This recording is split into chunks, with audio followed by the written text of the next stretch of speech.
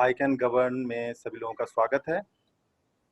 अम, आज का जो हमारा डिस्कशन है, ये हम लोग जो नॉर्थ बिहार में जो एक अभी डेवस्टेटिंग फ्लड है, उसके परिप्रेक्ष्य में हम लोग ये परिचर्चा कर रहे हैं। हमारे साथ असम से as a special invitee Nivedita Parajuli भी हैं, जो कहिए कि असम और बिहार देश के सबसे ज़्यादा बाढ़ प्रभावित क्षेत्रों में से एक है।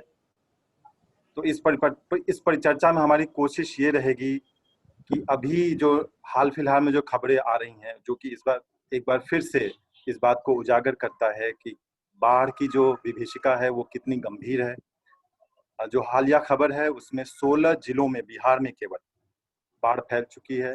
83 लाख से ज्यादा लोग प्रभावित हैं। 11 पंचायतों 130 ब्लॉकों में केवल शुक्रवार को पानी घुसा है। तो ये कहिए कि जो आंकड़े हैं ये सामान्य है, चूंकि ये हर साल की कहानी हो गई है। और ये केवल बिहार में नहीं, बिहार के अलावा कम से कम 3 अन्य राज्य हैं, यूपी, पश्चिम बंगाल और असम, ये भी उसी तरीके से प्रभावित है। लेकिन इन सभी राज्यों में शायद बिहार की स्थिति बहुत ही ज्यादा दयनीय है, क्योंकि लगभग लगभग कहिए कि 3/4 बिहार के लोग बाढ़ से किसी न किसी तरीके से साल 2 साल पे प्रभावित होते हैं। इस बार भी काफी लोग प्रभावित हैं।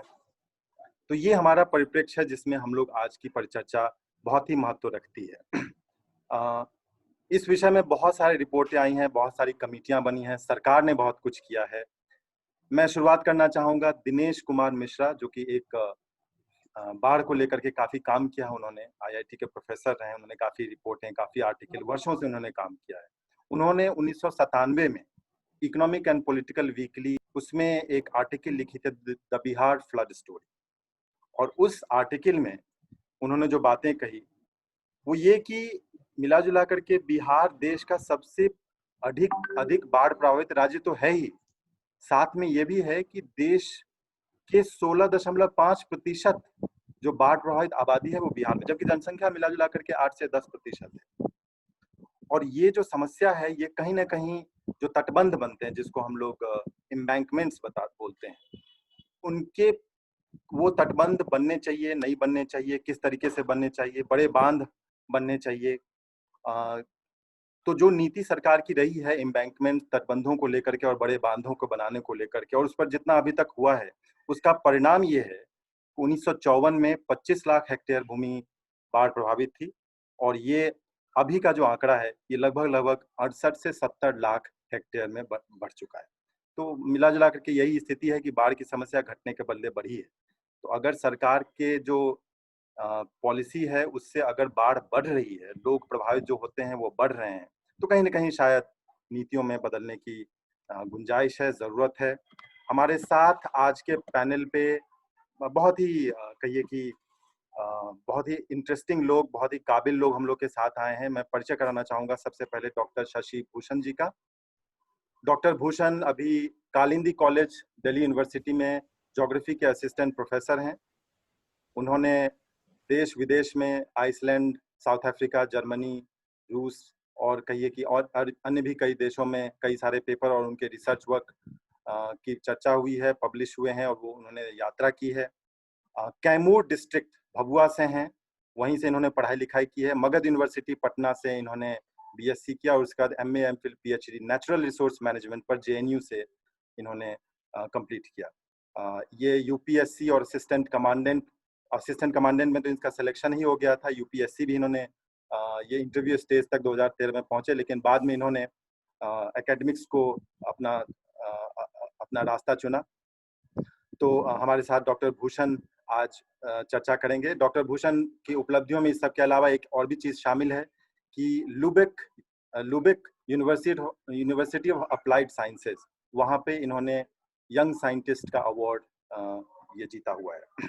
दूसरे हमारे आज के गेस्ट हैं डॉक्टर मनु राज शर्मा। मनु दरभंगा से हैं, असिस्टेंट प्रोफेसर ऑफ ज्योग्राफी, अभी ललित नारायण मिथिला यूनिवर्सिटी में हैं दरभंगा में। वर्तमान में मनु के साथ खास बात यह है कि डॉक्टर मनु एक फ्लड प्रोजेक्ट पे काम भी कर रहे हैं। इन्होंने पंजाब यूनिवर्सिटी से बीए, एमए और डॉक्टरल थीसिस किया है, डॉक्टर पीएचडी की है। और ये इंडियन मेट्रोलॉजिकल सोसाइटी के मेंबर भी हैं। LNMU मिथिला यूनिवर्सिटी से पहले ये दोआब कॉलेज और पंजाब यूनिवर्सिटी में भी इन्होंने अध्ययन, अध्यापन, रिसर्च इत्यादि किया है। तीसरे हमारे जो गेस्ट हैं आज विवेकानंद ठाकुर जी। ये ट्राइडेंट सेवा एक स्वयंसेवी संगठन है, उसके संस्थापकों में से एक हैं। काफी यंग हैं, 23 साल के हैं और ये 3 साल पहले इन्होंने ये संस्था शुरू की थी। तो हमारे आज के गेस्ट के सबसे यंग लोग हैं में से एक हैं ये।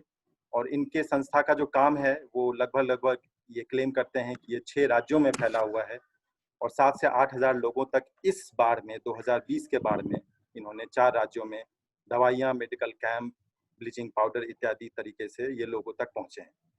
ये वीकेंड में वॉलंटियरिंग करते हैं, सिविल सर्विसेज की तैयारी करते हैं और हमें उनसे जानने को मिलेगा कि एक्चुअल में ग्राउंड पे जब फ्लड आता है और उस पर जो राहत कार्य किया जाता है तो क्या क्या चुनौती आती है। हमारे साथ आज हमारे को पैनलिस्ट राकेश जी हैं, Rakesh Kumar Indian council of forestry research and education Dehradun में रिसर्च एसोसिएट 3 पे कार्यरत हैं।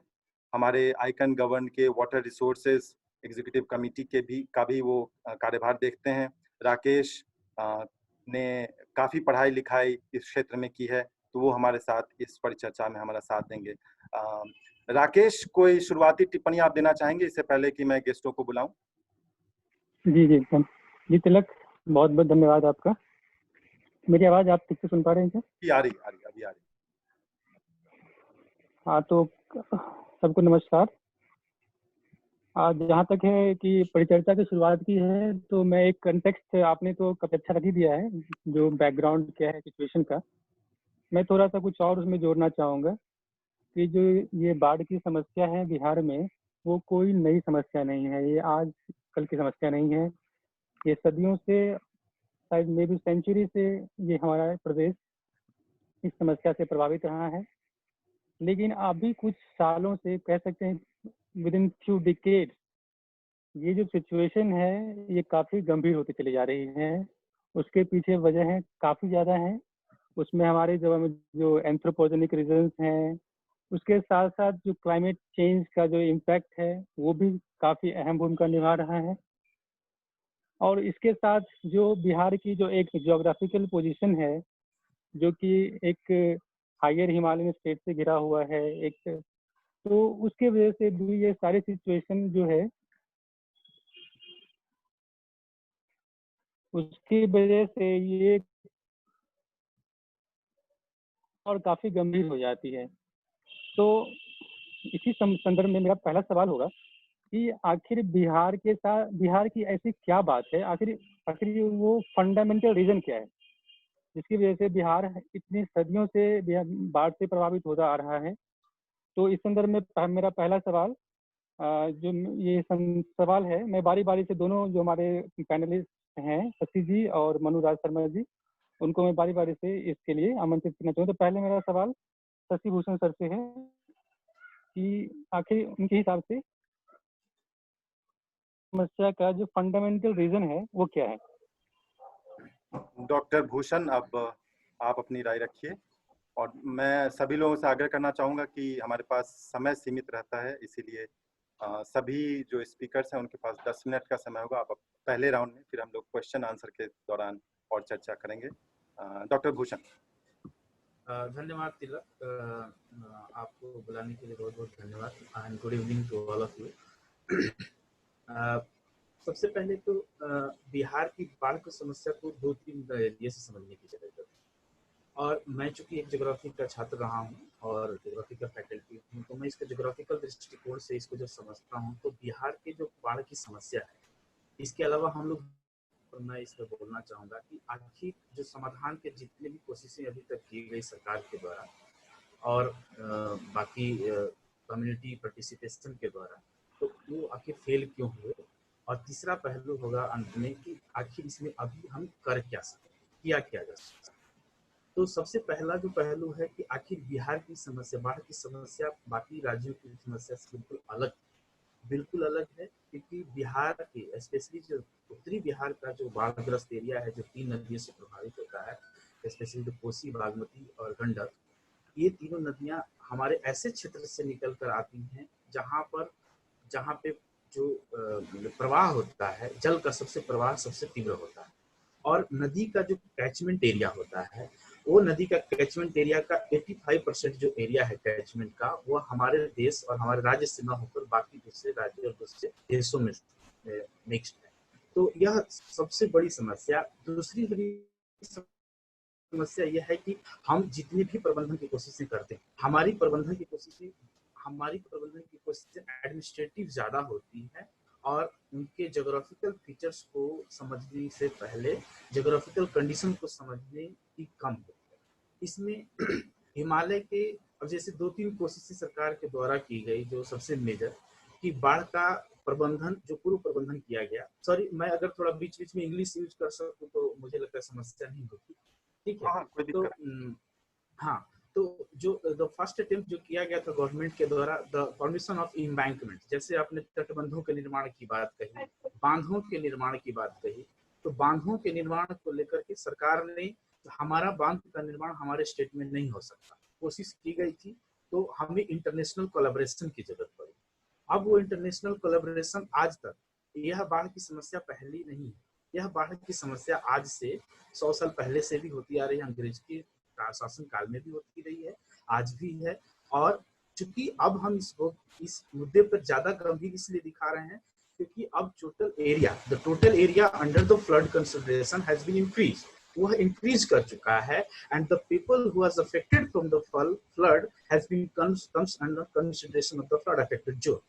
तो इसमें सबसे ज्यादा प्रभाव हमारे उस एरियाज में हुआ कि एक मैं रिपोर्ट पढ़ रहा था जिसमें कि 2.12 लाख हेक्टेयर जमीन बचाने के चक्कर में लगभग 3 लाख हेक्टेयर जमीन जो है वो बाढ़ग्रस्त हो चुका है, ठीक है। इसका मतलब कि हमारा जो मैनेजमेंट का जो तरीका है, वह मैनेजमेंट के तरीका में बहुत ज्यादा मिसफॉल्ट है।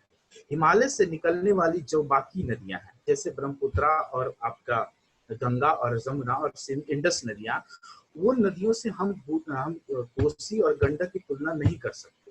कोसी और गंडक बिहार के और नेपाल के फुटहिल्स रीजन्स में आती है, और फुटहिल्स रीजन्स में आने के कारण उनका यह अपनी सबसे युवा अवस्था से गुजरते हुए आती है, और यह एक पूरी तरीके से यह एक एलुवियल प्लेन में इंटर करती है। एलुवियल प्लेन में इंटर करने के, जलोढ़ मिट्टी जिसको बोलते हैं हम, अब एलुवियल प्लेन जो होता है वो सबसे नया मिट्टी का परत होता है, और वह नया मिट्टी के परत में चूंकि वेजिटेशन कवर भी पूरी तरीके से डेवलप नहीं होता है, इसलिए क्या होता है कि जो इरोजनल प्रोसेस होता है, जो नदियों के द्वारा इरोजनल प्रोसेस होता है, वो बहुत तीव्र होता है। और उस इरोजनल प्रोसेस के कारण चूंकि अगर हम प्री मैनेजमेंट पे ध्यान नहीं देते हैं, तो वह इरोजनल प्रोसेस ज्यादा तेज होता है, जिसकी वजह से हम उनके फ्लो को और स्ट्रीम को नहीं कंट्रोल कर पाते, पहली बात। सेकेंड इंपॉर्टेंट चीज जो हम आपको बताना चाह रहे थे कि जो समय समय पर सरकार ने इसके प्रबंधन के जितने उपाय किए हैं, वह प्रबंधन के उपाय आखिर किए क्या है और फेल क्यों हुए, बहुत इंपॉर्टेंट पॉइंट, बहुत इंपॉर्टेंट चीज है। तो सबसे पहले जो मैंने आपको बताया कि सरकार ने अभी प्री मैनेजमेंट पे कम, पोस्ट मैनेजमेंट पे ज्यादा ध्यान दिया है। किसी भी डिजास्टर के 2 तरीके होते हैं मैनेजमेंट के, प्री मैनेजमेंट, एक पोस्ट मैनेजमेंट। पोस्ट मैनेजमेंट पे हमारा आर पे फोकस करते हैं हम, जहाँ पे रिस्क्यू, रिहेबिलिटेशन और रिकंस्ट्रक्शन पे फोकस करते हैं, जबकि हमारा प्रिपेयरनेस प्लानिंग एंड प्रोग्रामिंग पे ज्यादा ध्यान होना चाहिए। प्रिपेयरनेस और प्लानिंग के आधार पे हमने 2 चीजें सबसे ज्यादा इंप्लीमेंट की, और वो था कंस्ट्रक्शन ऑफ एम्बैंकमेंट्स, जो तटबंधों का निर्माण, और दूसरा हमने बांधों को निर्माण का प्रपोजल दिया, बनाया नहीं। जो बनाए गए, उस बनाने के बाद क्या डिजास्टर हुए हैं, वो लोकल एरिया में रहने वाले लोग अच्छे से बता सकते हैं। एम्बैंकमेंट बनाने का, जो तटबंधों के निर्माण का जो प्रपोजल था, वह सरकार के द्वारा कई स्तर पर विरोध किया गया, क्योंकि एम्बैंकमेंट आने से पहले और एम्बैंकमेंट के बाद जब देखा गया तो एक नई समस्या उभर कर आई, वो थी वाटर लॉगिंग की। जहाँ पे एम्बैंकमेंट क्या करता है, जो वाटर का फ्लो है, वह वेस्टर्न, जो flow of water from coming from the northern parts has been replicated from the western to eastern side. तो उसको रोकने के लिए, हम वेस्टर्न साइड में उसका फैलाव ना हो, उसको रोकने के लिए हमने तटबंधों का निर्माण किया। लेकिन रिजल्ट क्या हुआ कि यह लो लैंड एरिया हुआ करता है अभी भी। अब इस लो लैंड एरिया में सिल्टिंग प्रोसेस स्टार्ट हुआ, इरोजनल प्रोसेस के बाद जो डिपोजिशन स्टार्ट हुआ, और इरोजन और डिपोजिशन के बाद यहाँ पे वाटर लॉगिंग की परमानेंट प्रॉब्लम क्रिएट हो गई।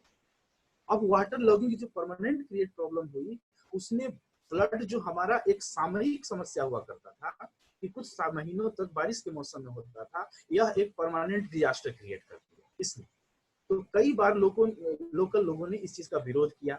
दूसरा था आपको जो मैंने बताया कि बांधों का निर्माण। बांधों के निर्माण में जो बजट आज से 40 साल पहले हमने एक बजट तैयार किया कि नेपाल के साथ मिलकर एक डैम बनाएंगे गंडक नदी पे, कोसी पर, उस डैम का बजट 5000 करोड़ हुआ करता था। आज वह बजट उसका 2 लाख करोड़ हो चुका है।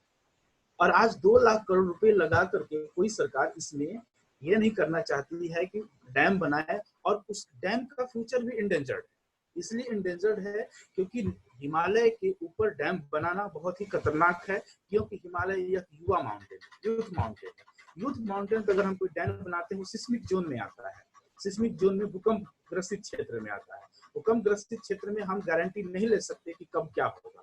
अगर हमने डैम बनाया बहुत ज्यादा वाटर वॉल्यूम का, और अगर भूकंप आया 3-4 स्केल का अगर आ गया, इनकेस खुदा न करे कभी ऐसा हो, अगर ऐसा हुआ तो हम पूरे बिहार को खो देंगे। बिहार का पूरा नॉर्दर्न पार्ट है वो, जो पूरी तरीके से जलमग्न हो जाएगा।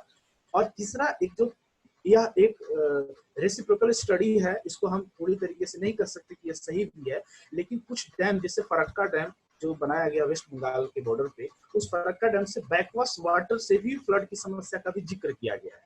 National water commission, central water commission CWC इस बात पे भी अपने रिपोर्ट में जिक्र करता है कि गंगा के किनारे का जो कमर्शियल प्लांटेशन हुआ है, बनानास और सम अदर प्लांटेशन, उस प्लांटेशन की वजह से भी फ्लड की समस्या में वृद्धि हुई है, ना कि कमी हुई है। तो वहां पे जितने भी हमारे प्री मैनेजमेंट के प्रोसेस थे सरकार के द्वारा, चाहे एम्बैंकमेंट हो या डैम कंस्ट्रक्शन हो, उसमें कहीं ना कहीं हम पूरी तरीके से सफल नहीं हो पाए। सवाल ये है कि इस प्रोसेस में आखिर हमें करना क्या चाहिए, जो सबसे इम्पोर्टेंट पार्ट है। तो मेरा पर्सनल सजेशन है कि हम फ्लड मैनेजमेंट को, बिहार के फ्लड मैनेजमेंट को नेशनल फ्लड मैनेजमेंट से अलग होकर देखना पड़ेगा। ठीक है, सेंट्रल लेवल पे जब हम किसी भी डिजास्टर को मैनेजमेंट करते हैं, अगर हम डिजास्टर मैनेजमेंट एक्ट 2005 को पढ़ें, तो उसमें लगभग सभी डिजास्टर से निपटने की एक सामान्य तरीके और पूरे देश को एक तरीके से रखकर कोशिश की गई। जबकि हम राजस्थान के फ्लड को बिहार के फ्लड से तुलना नहीं कर सकते, बिहार के फ्लड को हम पंजाब के फ्लड से भी कंपेयर नहीं कर सकते, ना कि उत्तराखंड से।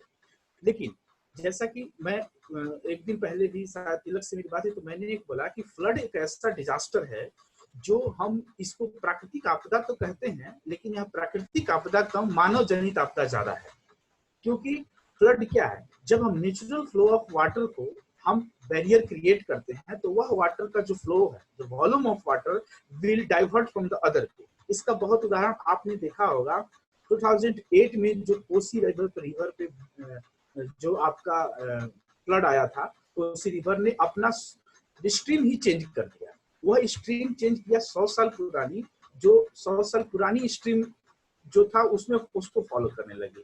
It happens only because of the human interference, मानव का इंटरफेरेंस हुआ, और उसके इंटरफेरेंस की वजह से इस तरह की चीजें क्रिएट हुई। तो हमें सबसे पहले इसके स्ट्रक्चर को समझना पड़ेगा कि हम स्ट्रक्चर को समझ सकते हैं। हमें प्रिवेंशन, प्लानिंग एंड प्रिपेयरनेस पे ध्यान देना होगा, उससे ज्यादा रिस्पांस, रिलीफ एंड रिहैबिलिटेशन। कि प्री प्लानिंग ज्यादा इंपॉर्टेंट है पोस्ट प्लानिंग के अलावा। पोस्ट प्लानिंग में हम क्या करते हैं, हम पोस्ट प्लानिंग में हम डिजास्टर के बाद हम अब रिहैबिलिटेट करते हैं, लोगों को एक जगह से जाकर दूसरी जगह रखते हैं, दवाइयां डिस्ट्रीब्यूट करते हैं, फूड डिस्ट्रीब्यूट करते हैं। आपको पता है बिहार में इस मामले में कितना लेवल पे करप्शन होता है, और यह डिस्ट्रीब्यूशन भी बहुत ही मिसमैनेज तरीके से होता है। तो it has not been successfully implemented at the ground level. Other speakers will focus on this. Doctor Bhushan, जो बातें रखी वो बहुत महत्वपूर्ण है। इस पे हम लोग फिर से सवाल जवाब के दौरान में फिर से वापस आएंगे। अब हम लोग अगले स्पीकर को पहले सुन लेते हैं। डॉक्टर मनु राज शर्मा, आपको आवाज आ रही है? बिल्कुल आ रही है sir. I think I am audible too. हाँ, आप ऑडिबल हैं, आप अपनी बात शुरू कीजिए। Okay, first of all, thank you, Dr. Tilak, for lending this opportunity to interact on your esteemed virtual platform of I Can Govern, and letting me a bit of opportunity to contribute a bit of my knowledge for today's discussion. तो मैं आज हिंदी में बोलने की कोशिश करता हूँ, ठीक है। फर्स्ट हमारे स्पीकर भी हिंदी में ही बोल रहे हैं, आप तो मिक्स बोल सकते हैं। ओके ओके, हिंदी आई भी एम बोल सकते कंफर्टेबल हैं। In both languages. Okay, I am comfortable in both languages. देखिए, बिहार का जो सिचुएशन है, जो फ्लड्स की हम बात कर रहे हैं, ठीक है, ज्यादातर कॉजेज उन्होंने बता दिए हैं। मुद्दा अब ये नहीं आता कि हम कॉजेज के ऊपर में बहुत ज्यादा इसको हम जज करें कि किन कारणों से फ्लड्स आ रहा है, ठीक है। मुझे लगता है डिस्कशन जो है, एक तो ये है ही जिसके अंदर में हम डिस्कस करते हैं कि रिवर्स जो फ्लड वाटर लेके आ रही है नेपाल में आफ्टर हैवी रेन्स, ठीक है। जैसे इस साल देखा है हमने कि मानसून के अंदर जो बारिश है हमारी, ठीक है, वो 20% एक्सेस रही है। जो अगस्त में रिपोर्ट आई है IMD के, तो उन्होंने कहा कि this monsoon has witnessed an excess rainfall 20%। और ये ऐसा नहीं है कि ये इस साल ही रहा है, हर साल मानसून में हमारे पास बारिश थोड़ी बहुत ज्यादा आती है और फ्लड की सिचुएशन थोड़ी जो डिवास्टेटिंग है वो हमेशा हर बार दिखती है। मेजर प्रॉब्लम जो दिख रही है, ठीक है, जो उसको कह सकते हैं कि आइडेंटिफायर्स हम कह सकते हैं, जो पता लगा रहे हैं कि जो मेजर कंट्रीब्यूटिंग फैक्टर है, फर्स्ट ये चीज है कि हमारी रिवर्स का एक्रेडिशन हो रहा है। अब मैं थोड़ा ज्योग्राफी का टर्म है, मैं सिंप्लीफाई कर देता हूं, जो नॉन ज्योग्राफर्स भी होंगे, ठीक है। एक्रेडिशन एक प्रोसेस है जिसमें कि आफ्टर इरोजन या अपरदन की क्रियाओं के बाद में, ठीक है, जितना आपका डेब्रिस है या मटेरियल है जो रिवर इरोड करके लेके आ रही है, वो उसको डिपॉजिट करती है, ठीक है। बिहार की मैक्सिमम जितनी भी रिवर्स हैं, ठीक है, इसमें सब में एग्रेडेशन हो रहा है। अब आप इनको कभी भी किसी भी, अगर आप मेरे ख्याल से अर्ली मॉनसून में भी आप जाके देखेंगे, ठीक है, तो जहां पुल के ऊपर में मार्क लगाया होता था खतरे का निशान, तो वहां तक आपको सिल्ट देखने को मिल जाती है, ठीक है। तो अगर रिवर्स के चैनल में थोड़ा सा भी वॉल्यूम ऑफ वाटर थोड़ा ज्यादा आ रहा है, वो क्या करता है, वो एम्बैंकमेंट को ओवरफ्लो करने लग जाता है and it goes into the country side, ठीक है, वो नेबरिंग एरियाज में जाता है और उसमें वो बाढ़ लेके आ जा रहा है। अब प्रॉब्लम ये है कि अब हम लोग क्या फोकस सिर्फ रिवर्स के ऊपर में करें? क्या रिवर्स मेजर फैक्टर है जो फ्लड को डिजास्टर बना रहा है क्या?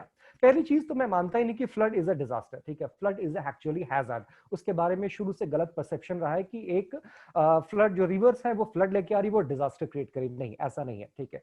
आप वर्ल्ड की जितनी भी मेजर सभ्यताओं को देखेंगे, ठीक है, तो वो रिवर्स के बगल में बसी है और उनमें हमेशा फ्लड आता है, भले वो नील का हो, रिवर नाइल हो, चाहे हमारी अपनी रिवर बागमती। हम दरभंगा में रह रहे हैं, ठीक है, हम टीचिंग एट दरभंगा, तो यहाँ पे भी जो सभ्यता जब बसी है, ठीक है, तो वो इस रीजन से रही है क्योंकि ये रिवर फ्लडेड होती रही है, ठीक है, and flood had its own benefits, ठीक है। And another thing is you can not interfere into the works of a river, ठीक है, यू कांट जज अ रिवर। आप रिवर को ये नहीं कह सकते कि उसके प्रोसेसेस गलत है, क्योंकि उसका प्रोसेस इतना इंपॉर्टेंट है, ठीक है। It's contributing your culture, it's contributing to your civilisation, it's contributing to the formation of delta in Bengal, ठीक है। हम सिर्फ इसको पर्सपेक्टिव एक बिहार के छोटे से रीजन में देख रहे हैं, but if you look at the course of the river, ठीक है, starting from Nepal and reaching out to the Bangladesh, ठीक है, तो रिवर का अपना एक इंपॉर्टेंट जर्नी है, उसके जर्नी, और हम क्या है, हम उस जर्नी के बीच में रह रहे हैं। प्रॉब्लम क्या हो रही है? प्रॉब्लम यहाँ पे ये हो रही है, ठीक है, कि फ्लड्स हैं वो धीरे धीरे डिजास्टर में कन्वर्ट होती जा रही है, ठीक है। And most important thing, who are at risk, ठीक है। जब हम कभी भी रिस्क की कैलकुलेशन करते हैं तो उसमें दो ही पैरामीटर्स आते हैं, दैट इज, और a risk is a product of hazard and vulnerability. अब इसमें हमारा हैजर्ड वो तो है हमारे रिवर्स और उसका वॉल्यूम बहुत ज्यादा, ठीक है, एंड उसमें जिसको कहते हैं फोर्सिंग फैक्टर, तो वो है हमारी मानसून की बारिश। अगर भारी वर्षा हो रही है तो नदियों में आपका जल अत्यधिक आएगा और वो ओवरफ्लो करेगा, ठीक है। इन चीजों पे हम कंट्रोल नहीं कर सकते हैं आप, ठीक है, रिवर के रास्तों को नहीं कंट्रोल कर सकते हैं। अनदर थिंग इज, जो गवर्नमेंट ने शुरू से, इवन इनफैक्ट मैं कहूँ कि ब्रिटिशर्स के टाइम से जो डिस्कशन रहा है, ठीक है, हमारे इसमें भी थोड़ा सा ना एक कॉन्फ्लिक्ट आता है कि बिहार कैसे परसीव करता है फ्लड को and how the literature of the west have treated floods, ठीक है। तो ब्रिटिशर्स ने हमेशा फ्लड्स को एक डेवास्टेटिंग वैसा कहा है, ठीक है। इवन ब्रिटिशर्स ने ये भी कह दिया था Kosi is the sorrow of Bihar. As such कभी आपको बिहार के लिटरेचर में कोसी को या किसी भी नदी को बुरे या अपशब्द कभी भी नहीं कहे गए, क्योंकि हमेशा उनको अच्छा नाम दिया गया है। क्यों? क्योंकि वो बहुत हमेशा हमें बेनिफिट्स देती रही है, ठीक है। तो ब्रिटिशर्स के टाइम से जो हमारे स्ट्रक्चरल मेजर्स जो थे, ठीक है, किसी भी चीज को कंट्रोल करने के लिए जो स्ट्रक्चरल मेजर्स अडॉप्ट होते रहे, जैसे कि एम्बैंकमेंट बनाते रहे, ठीक है, या हम डैम्स बनाते रहे, दे हैव एक्चुअली फेल्ड। मैं आपको लास्ट ईयर का एग्जांपल बता रहा हूं, ठीक है। There is a place close to Muzaffarpur, ठीक है, जहां पे जगह इसको कहते हैं औराई, उस जगह का नाम है, ठीक है। Reverse actually keep migrating. यहाँ का जो बिहार का, नदन बिहार का जो रिवर सिस्टम है, इसको कहते हैं this is anabranching river system, ठीक है। They keep changing their courses, ठीक है, दे माइग्रेट अ लॉट, ठीक है, एंड उनके कोर्सेज के अंदर में अब चेंज होने के बहुत सारे कॉजेज हो सकते हैं, ठीक है। एक जो सबसे एविडेंट कॉज है वो एक होता है टेक्टोनिक एक्टिविटी, या कह सकते हैं सिस्मिक एक्टिविटी है। सीतामढ़ी के पास में एक फॉल्ट लाइन है, हमारे पास में ईस्ट पटना फॉल्ट लाइन है। अब सीतामढ़ी फॉल्ट लाइन क्या है, दैट इज अप थ्रस्ट, वो सारा का सारा रीजन ऊपर उठता जा रहा है, and east Patna fault line है, वो सारा का रीजन वो नीचे धंसता जा रहा है। तो रिवर्स जो है, चूंकि इम्बैलेंस है एरियाज के अंदर में, ठीक है, तो रिवर भी अपना कोर्सेज इस वजह से भी चेंज कर रही है, ठीक है। अब इसके एन नंबर ऑफ कॉजेज हो सकते हैं। मेरा पॉइंट ये था कहने का कि structural measures have actually failed. Last year भी था जो औराई के पास में कॉफर बांध बनाया गया था, ठीक है, वो कॉफर बांध था, गवर्नमेंट का बहुत अच्छा मतलब उसमें काफी इन्वेस्टमेंट रहे, ठीक है, रनिंग इनटू लैक्स वो बना था, और गवर्नमेंट ने प्रिपरेशन इन एडवांस किया था, but it failed because river migrated from its course, ठीक है। तो ये एक इंपॉर्टेंट फैक्टर जिसमें कि हैजार्ड को हम कंट्रोल नहीं कर सकते हैं। अनदर थिंग इज, जब कभी भी रिस्क कैलकुलेशन करते हैं तो उसमें मुद्दा ये आता हु आर वल्नरेबल, ठीक है, कौन लोग हैं जो सबसे ज्यादा इफेक्ट होने वाले हैं, तो वो लोग जो है, ठीक है, वो दे आर द पीपल, ठीक है। तो हम क्या कर सकते हैं, हम रिस्क को घटा सकते हैं। फ्लड को डिजास्टर बनाने के लिए हम एक ही स्टेप उठा सकते हैं, that is the wise step is, ठीक है, कि हम क्या करें, लोगों को ज्यादा से ज्यादा वल्नरेबल होने से बचाएं। अब इसके ऊपर में that is another part of discussion, but if ask me, ठीक है, if you reduce the vulnerability of the people, ठीक है, you are actually managing kind of floods. ऐसे floods का management, this is not a correct word, but we can say somehow, ठीक है, we can manage the risk of a flood. Okay, yeah, thank you. I think more points will be taken up in the further segments of the discussion. Yeah. चलिए, बहुत बहुत धन्यवाद। हाँ। आप से समय के पूरे पाबंद हैं। विवेकानंद जी, अब आपको बुलाना चाहेंगे, क्योंकि हमें लगता है कि एकेडमिक पर्सपेक्टिव और एक एक्सपर्ट व्यू कहिए कि हम लोग के पास आए हैं। हम चाहेंगे कि अभी बात हुई है कि पोस्ट फ्लड मैनेजमेंट पे हम लोग बहुत ज्यादा ध्यान दें, शायद उसकी जरूरत कम है। आप बताइए कि कहीं ना कहीं पोस्ट फ्लड मैनेजमेंट में, विवेकानंद जी आपको आवाज आ रही है? जी जी, आवाज आ रही है। वीडियो प्लीज अगर ऑन कर सकते हैं तो कर लीजिए, और पोस्ट फ्लड मैनेजमेंट का जो आपका अनुभव है और बाढ़ को लेकर के इन जनरल, उसके बारे में अपनी राय साझा। विवेकानंद जी, सबसे पहले सभी आदमी को नमस्कार और प्रणाम। आपको बहुत बहुत धन्यवाद जो आपने आने का मौका दिया। देखिए, बिहार में जो है सो बाढ़ जो है सो नियत बन के जो है सो अब रह गई है। एक तरह से देखा जाए तो सरकार जो है सो बाढ़ आती है, राहत का ढिंढोरा जो है सो पीटती है, और पीट के जो है सो चली जाती है, सो जाती है। फिर जो है सो अगले साल जो है सो जब बाढ़ आना होता है, तो फिर अगले साल सरकार की जब फिर से नींद खुलती है, जो कहाँ पे बांध क्या है, कहाँ पे टूटा है, कहाँ पे नहीं टूटा है। इससे पहले जो है सो सरकार एकदम नींद में सोई हुई रहती है। बिहार जो है सो बाढ़ का शिकार जो है सो हजारों लोग जो है सो अनचाहे जो है मौत के मुंह में समा जाते हैं, दर दर भटकते रहते हैं। बिहार बाढ़ एक ऐसी आपदा है जिसमें करोड़ों रुपए का नुकसान नहीं होता, बल्कि हजारों लाखों घर तबाह हो जाते हैं, किसान जो है सो बर्बाद हो जाता है। और एक शोध से ये भी साबित हुआ है कि पिछले 3 दशक में 4.25 अरब से भी ज्यादा लोग इससे जो है सो प्रभावित हुए हैं। अक्सर देखने को मिलता है कि नदियां उफान पे आने लगती है और अधिकांश भूभाग में तांडव मचना शुरू हो जाता है। वैसे तो कहा जाए तो बाढ़ हो, चाहे भूकंप हो, चाहे और कोई आपदा हो, ये जो है सो बहुत ही ज्यादा जो है सो नुकसान जो है सो पहुंचा रहा है। एक सेकंड, हम चाहेंगे कि आप अपना जो बाढ़ राहत को लेकर के और इससे जुड़ा हुआ जो आपका संगठन का काम है, इसको लेकर के थोड़ा सा डिटेल में दे। ये सारी बातें तो मान लीजिए कि सभी लोग बाढ़ प्रभावित क्षेत्र से हैं, जितने लोग यहाँ पे हैं सब लोगों ने बाढ़ अपने पर्सनल और कहिए कि एकेडमिक्स अखबारों में भी देखा, समाचारों में भी देखा। अपना राहत का जो अनुभव, आपने क्यों बाढ़ राहत को चुना, आप किस तरीके से काम करते हैं, क्या दिक्कतें आती हैं, ब्यूरोक्रेसी से, सरकार से, लोगों से क्या मदद मिलती है, किस तरीके की अड़चने पड़ती हैं, इसके बारे में जरा।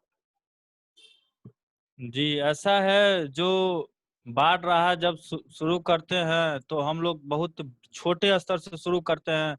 पहले जो है सो 50 पैकेट 100 पैकेट बना के ले जाते हैं। फिर जो है सो हेलो, आवाज आ रही है? हाँ हाँ, आवाज आ रही है। जी, तो हम लोग जो है सो 50-100 पैकेट से पहले शुरुआत करते हैं और जब छोटे-छोटे बृहत स्तरों में पहले नहीं जा कर के छोटे-छोटे स्तर से शुरू करते हैं और इसके बाद हम लोग सोशल मीडिया पर एक मुहिम चलाते हैं जिससे जो है सो लोगों को जागरूक करके और धीरे-धीरे जो है सो लोगों को जब जागरूक होता है तब 100 पैकेट जो है सो 1000 से लेकर के 10,000 पैकेट में भी कन्वर्ट होता है। मुश्किलें तो बहुत आती है यहाँ पर। सबसे पहले तो जाने में असुविधा होता है। हम लोग जो है सो कमर से भी ऊपर पानी रहता है और उसमें जो है सो हेल के जाते हैं, फिर बाढ़ राहत का काम जो है सो हम लोग करते हैं। यहाँ पर सरकार से तो कुछ जो है सो हम लोग को मदद नहीं ही मिलता है और ऊपर से जो है सो ताने सुनने को मिलता है। प्रशासन से भी कहा जाए तो जो है सो हम लोग को जो है सो ये सपोर्ट नहीं के बराबर मिलता है। अच्छा, ये तो बताइए कि आप अभी इस हाँ, आप कुछ बोल रहे हैं, अपनी बात पूरी कीजिए। जी, ऐसा है जो जब बाँटने जाते हैं तो वहाँ पर जो है सो पूरी हो नहीं पाती है और बहुत सारे कठिनाई का सामना करना पड़ता है और यही सब बातें हैं। अच्छा, ये बताइए तिलक कि आप जी, मैं ऐड कर सकता हूँ? हाँ, बोलिए। तिलक जी, मैं यहाँ पे ऐड कर सकता हूँ कुछ? हाँ, हाँ, बताइए। अच्छा, इसमें सबसे बड़ी समस्या जो बिहार की है ना कि वहाँ पे जो ब्यूरोक्रेसी है और जो पॉलिटिकल लोग हैं, वो ये नहीं कहना चाहते कि हमको ज़रूरत है। और जब आप जाएँगे बोलने के लिए कि कोई एनजीओ भी लेटर माँगती है कि जहाँ जी हमको वहाँ अपना पे यदि वीडियो ऑन कर सपोर्ट चाहिए सकते हैं तो तो कर लीजिए। जी। वीडियो अभी नहीं ऑन कर पाएँगे, ऑडियो में नहीं चलिए, चलेगा? कोई नहीं, ठीक है, कंटिन्यू। Sorry, really sorry. तो उसमें जो गवर्नमेंट को जब आप बोलेंगे कि लेटर लिख के दे, जो अलग-अलग एनजीओ हैं वर्ल्ड वाइड काम करती है, तो वो लोग ये लिखने के लिए तैयार नहीं होते हैं। जबकि मैं आपको गुजरात का एग्जांपल बताऊं कि यहाँ पे यदि जरूरत है, व्यवस्था भी बहुत है, एनजीओ भी लार्ज स्केल पे काम करती है, लेकिन एक कलेक्टर या कोई पहले होगी तो तुरंत लेटर लिख के दे देते हैं कि उनको लोगों को ज्यादा जरूरत पड़े। हमारे जैसे बिहार की संस्था है, तो प्रशस्ति पत्र यदि हम लोगों को जरूरत होता है तो गुजरात का हमारे पास 100 से ज्यादा प्रशस्ति पत्र होगा। लेकिन वही आप बिहार में जाके काम करिए तो यहाँ पे जब वो लोग आएंगे तो बोलते हैं कि हम देंगे।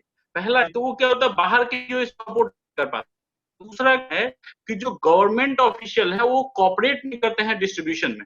जैसे कोरोना की महामारी थी, आप गुजरात में या महाराष्ट्र में भी मैंने देखा है, हमारे कार्यकर्ता जाते हैं, वो वितरण के लिए जाते थे, उनके पास सामग्री पड़ी थी, तो उसको पुलिस पकड़ती नहीं थी, उसको समझा देती थी कि अगले बार परमिशन लेके आना। अगले बार भी बिना परमिशन को जाओगे तो वो गाइड करते हैं। बिहार में जब हमारे लोग वितरण कर रहे थे तो कहीं न हमारे कहीं गाड़ी के आपकी ऊपर सरकार एफआईआर का कर जो दी। रवैया है, सरकार के जो नॉन कोऑपरेशन वाला रवैया उसकी बात उठा रहे हैं। आपके पास हम फिर से वापस आएँगे और सवाल आपके पास जो भी हो रखिएगा। एक बार हमारे साथ निवेदिता जुड़ी हैं असम से। कहीं न कहीं हम लोग बिहार में मिसगवर्नेंस और सरकार के रवैयों को लेकर के बात कर रहे हैं। तो एक बहुत ही महत्वपूर्ण सवाल आता है कि बाकी राज्यों में, खास करके असम की बात करें तो असम भी देश के सबसे ज़्यादा बाढ़ प्रभावित क्षेत्रों, ब्रह्मपुत्र नदी घाटी अपने आप में काफ़ी बाढ़ प्रभावित रहा। हर साल बाढ़ आती है, काफ़ी पानी है, सबसे बड़ी नदी है। Nivedita. First of all, thank you, Tilak, for giving me an opportunity to be a part of this platform. So, I think I'll communicate in both Hindi and English. It will be fine, right? And I think I'm audible, right? हाँ, सही है. Audible. Completely audible. हाँ. So, the nature of Assam and nature of Brahmaputra is as such that we cannot flood-proof Assam. तो असम में दो main reasons हैं जिसकी वजह से फ्लड हर साल आता है और and it has been happening. So one major reason is that Assam already falls under a meteorological zone that receives excess monsoon rain. So one of the major things is the excess monsoon rain which we receive every year, and another thing is the nature of Brahmaputra. तो पहले जो था कि because of the embankments and all, आपने जैसे बिहार में कहा, असम में भी कहीं ना कहीं ये एम्बैंकमेंट्स का एक मेजर इशू है। जबकि अब तक अगर आप देखें तो पिछले 60 सालों में more than 40,000 crores have been spent on building embankments.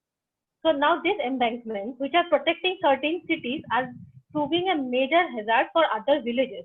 जैसे अगर आसाम में देखें तो डिब्रूगढ़ एक मेजर सिटी है जहाँ बहुत बड़ा एम्बैंकमेंट बना हुआ है, and that embankment is actually protecting Dibrugarh, but at the same time the same embankment is proving hazards for the near by villages. तो कहीं ना कहीं टाउन प्लानिंग में एक बहुत बड़ा एरर रहा है यहाँ पे. एंड जब भी यहाँ पे सिटीज बन रहे हैं, जो नए नए डेवलपमेंट हो रहे हैं, कहीं ना कहीं इस चीज को मद्देनजर नहीं रखा जा रहा है. So I see a major problem at the level of planning by the government when this cities are coming up. अच्छा निवेदिता, क्योंकि ऐसा भी है कि flood- मान लीजिए, आप मान लीजिए सुनते हाँ. होंगे अपने फादर से, अपने दादा से, हाँ प्रीवियस जनरेशन से कि हाँ. पहले किस तरीके से बाढ़ आते थे. अभी सरकार ने पिछले 60-70 साल में जो कुछ भी किया, बाढ़ वहां पे भी बढ़ी है, हाँ. वहां पे भी स्थिति बाढ़ बढ़ी है, बाढ़ की समस्या स्थिति बढ़ी है. अगर आप देखेंगे असम में तो बाढ़ की वजह से not only human life are being affected but Kaziranga is also getting affected. अगर फ्लड, हर साल काजीरंगा के लिए interestingly flood is important because Kaziranga itself is a wetland, and हर साल फ्लड की वजह से the whole flora and fauna and the whole ecosystem of Kaziranga gets rejuvenated. But अभी प्रॉब्लम ये हो रहा है कि जब भी बाढ़ आती थी तो there used to be enough highland जहां एनिमल्स जाके अपने आप को प्रोटेक्ट करते थे, वहां रहते थे. तो अभी स्थिति ये है कि बाढ़ की वजह से जितने भी एनिमल्स मर रहे हैं उनकी नंबर बहुत ज्यादा इंक्रीज हो रही है. ठीक है. निवेदिता, हम आपके पास फिर से वापस आएंगे. राकेश, हाँ. आज Yes. हमारे को पैनलिस्ट हैं और आई एम श्योर कि राकेश के पास बहुत सारे सवाल होंगे. राकेश, आप अपनी बात रखिए. यस. अगर आप अपना जो वीडियो ऑन कर सकें तो और भी बेहतर है. यस. यस. हाँ, जैसा बाकी भी लोगों ने जो बात की है उससे हटके थोड़ा मेरा 2-3 जो फंडामेंटल जो कह सकते हैं सॉल्यूशंस की बात मैं करूँगा कि आखिर हम जो है बिहार को बाढ़ से क्यों नहीं बचा पा रहे हैं. तो उसमें सबसे जो पहला हमारे 2 जो इमिनेंट गेस्ट थे उन्होंने भी चर्चा की थी कि इरोजनल डिपोजिशन, जो भी ये रिवर है हमारे बिहार में जो एंटर करती है फ्रॉम आइदर थ्रू नेपाल और फ्रॉम यूपी, वो बहुत सारा सिल्ट लेके आती है, बहुत ज़्यादा. एज पर वन रिपोर्ट जो हमारी कोसी रिवर है वो लगभग 5.3 सेंटीमीटर पर ईयर की रेट से सिल्ट डिपॉजिट करती है अपने कैचमेंट में. और एक जो कैलकुलेशन है लास्ट 54 ईयर्स का, उसके मुताबिक लगभग 1000 मिलियन टन जो है सिल्ट डिपॉजिट कर चुकी है. तो इसकी वजह से प्रॉब्लम ये होती है कि जो भी उसका जो रिवर का जो बेसिन है वो ईयर टू ईयर, मतलब सालों साल एक पर्टिकुलर रेट से ये कंटिन्यूसली अपने बेसिन में सिल्ट जमा करती रहती है, जिससे उसकी जो कैरिंग कैपेसिटी है, जो अल्टीमेटली जो उसमें पानी जितना रह सकता है उस बेसिन में, वो उसकी कैपेसिटी सालों साल कम होती जाती है. और gradually after some few years और फ्यू डिकेड्स, जब भी फिर बाढ़ की समस्या या उसके कैचमेंट में ज़्यादा बारिश होने से वो क्या होता है, जो बाढ़ की समस्या ज़्यादा ही भयावह हो जाती है. तो उस संदर्भ में जो मेरा एक सवाल भी होगा अपने जो एमिनेंट गेस्ट हैं उनसे कि जो एक डिसिल्टेशन टेक्नोलॉजी होती है जिसमें काफ़ी विदेशों में इस चीज़ को यूज़ किया जाता है कि रिवर में जो सिल्ट जमा होती है या फिर किसी डैम में जो सिल्ट जमा होती है, उसे एडवांस टेक्नोलॉजी, जो मॉडर्न टेक्नोलॉजी है उसका यूज करके हम उस सिल्ट को पीरियोडिकली रिमूव करते रहते हैं ताकि उस जो बेसिन का जो कैपेसिटी है वो मेंटेन रहे. तो ऐसा क्या रीजन है कि जो बिहार में या फिर असम में भी ये डिसिल्टेशन को क्यों नहीं इम्प्लीमेंट किया जा रहा है? ठीक है. तो बाद में जब हम अपने इस पे हम बाद में आएंगे अपने गेस्ट के ऊपर. दूसरी बात जो मेरी मतलब मैं एक इम्पॉर्टेंट जो है इसके सॉल्यूशन की बात करना चाह रहा हूँ, वो है एम्बैंकमेंट जो है अपने जो भी रिवर्स है बिहार में, उनकी जो एम्बैंकमेंट है उसकी स्टेबलाइजेशन की बात करना चाह रहा हूँ. बिकॉज ये जो एम्बैंकमेंट है दे आर वेरी अनस्टेबल. थोड़ी सी भी मतलब सिचुएशन खराब हुई, थोड़ा सा भी बाढ़ का जो फ्लो बढ़ा, तो उसकी वजह से क्या होता है, ये एम्बैंकमेंट डैमेज हो जाते हैं. उसकी वजह से जो नियर बाय जो विलेजेस हैं या एरियाज हैं वो फ्लडेड हो जाते हैं. तो ठीक है हम राकेश। इम्बैंकमेंट को स्टेबलाइजेशन में जो भी करंटली जो इंजीनियरिंग टेक्नोलॉजी है वो फेल है, वो एक्चुअली प्रॉपर नहीं है, साइंटिफिक नहीं है। तो उसमें जो स्पेशली जो नेचर बेस्ड सॉल्यूशंस हैं लाइक प्लांटेशन या रिवराइन प्लांटेशन, ऐसे प्लांट्स को हम क्यों नहीं उस रिवर के बैंक में एस्टेब्लिश करते हैं जो कि फॉर द लॉन्ग टर्म के लिए उस बैंक को स्टेबल रखे और सॉइल इरोजन और को इम्बैंकमेंट को स्टेबल कर सके। तीसरी बात जो हमारे बिहार में काफी प्रचलित है, आप सबने सुना एक वर्ड है चौर, जिसे हम डिटेंशन बेसिन भी बोलते हैं। काफी ये लो लाइंग एरिया होता है और इसमें इसमें जो भी इनिशियल स्टेज में जो फ्लड आते हैं रिवर के, वो उसको काफी अपने अंदर वो कैरी कर लेता है, मतलब जो एक्स्ट्रा फ्लड वाटर होता है उसको अपने में समाहित कर लेता है, जिससे कि जो फ्लड की सिचुएशन है काफी मिनिमाइज हो जाती है। तो चौर राकेश, को भी एक बार डेवलप हम लोग करने फिर पे उसके प्रॉपर राकेश एक बार हम लोग गेस्ट से पूछ लेते हैं, फिर से वापस आएंगे क्योंकि सवाल काफी सारे और भी हैं। ओके, तीनों मुद्दे उठाए, इन मुद्दों पे आखिर सरकार क्यों काम नहीं कर रही है और उसके पीछे स्टेबिलिटी में या फिर क्यों नहीं हो पाता है, क्या प्रॉब्लम आती है इस चीज को, इस पे मैं अपने जो भी गेस्ट हैं उनसे उनकी राय जानना चाहूंगा। ठीक है। I take this opportunity. I think I take this opportunity to answer first because जिनके दो क्वेश्चन बड़े रेलेवेंट से थे जो मुझे लग रहा है कि इसका आंसर मैं दे सकता हूँ लोकली, ठीक है, जो एग्जांपल्स हम अगल बगल में देख रहे हैं। If you let this opportunity to me, is it okay, sir? Tilak sir, yeah. हाँ, is it? First thing जो आपने कहा था, मैं एक रिक्वेस्ट करूंगा कि अपने मतलब कि आप ब्रीफ इंटरवेंशंस रखें ताकि हम सवाल और ले सकें। काफी सारे सवाल चैट बॉक्स में हैं, तो हम फिर से एक बार वापस जा सकते। या फर्स्ट थिंग इज, ठीक है, जो आप बात कर रहे हैं सर एम्बैंकमेंट की, ठीक है, हाँ, स्ट्रक्चरल मेजर्स के एम्बैंकमेंट को बनाना, रिवर वाटर को चैनलाइज करना या उसकी सिल्टेशन करना is a very good option, ठीक है। ये हम डैम्स के पास में बिल्कुल होना चाहिए। डैम्स के साथ में या उसके क्लोज विसिनिटी में जब आप फ्रिक्वेंटली डीसिल्ट करते रहेंगे तो एग्रेडेशन की प्रोसेस जो है वो थोड़ी सी कम हो जाएगी। This is a viable solution. Another thing is, जो मुझे लगता है कि इसके ऊपर फोर्स करने से बेटर है, ठीक है, हम नेचुरल मेथड्स के ऊपर में ज्यादा करें। मैं एग्जांपल यहाँ कोट करना चाहूंगा, एक आर्टिकल भी इसे बहुत अच्छा, अनुपम मिश्र जी का, ठीक है, that he has talked about कि किसी समय में सीतामढ़ी से लेके चंपारण तक के अंदर में, ठीक है, एक पूरा नैरो ट्रीज का बेल्ट होता है, इसको कहते हैं चार कोसी झाड़, ठीक है। वो ट्रीज का जो आपका रीजन था, ठीक है, वो आपको क्या एक नेचुरल एम्बैंकमेंट के तौर पे काम करता था और फ्लड वाटर्स को काफी हद तक वो रिस्ट्रेन करके रखता था। अगर आप कंक्रीट को जब आप बिल्डअप करेंगे तो व्हाट विल हैपन, ठीक है, water is going to, will be no surface run off, ठीक है, और होगा क्या कि कंक्रीट के सरफेस के ऊपर पानी और तेजी से भागता है, ठीक है, तो वो किसी डायरेक्शन में एसिमुलेट नहीं है रीजन के अंदर में, हम कहें कि पर्कुलेट करेगा या ग्राउंड वाटर को रिचार्ज करेगा, वैसा कभी भी नहीं हो पाता है, ठीक है। तो प्लांटेशन वाला जो मेथड है that is very actually good solution. कभी बिहार के समय में जो हम लोग की ट्रेडिशनल नॉलेज जो रही है यहाँ पे, ठीक है, उन लोगों ने इस चीज को एक्सेप्ट किया है, काफी हद तक था भी, बट अब धीरे धीरे लैंड ट्रांसफॉर्मेशन हो रहा है, लैंड जो यूजेज है या चेंजेस हैं वो हमको देखने को मिल रहा है। अनदर थिंग इज, जिसकी बात कर रहे हैं चौर की, ठीक है, सर सिचुएशन अभी ये है कि बिहार के अंदर में से चौर जो है वो गायब होते चले जा रहे हैं, ठीक है। These land are actually sold by the government, ठीक है, उनकी लैंड फिलिंग्स होती चली जा रही है।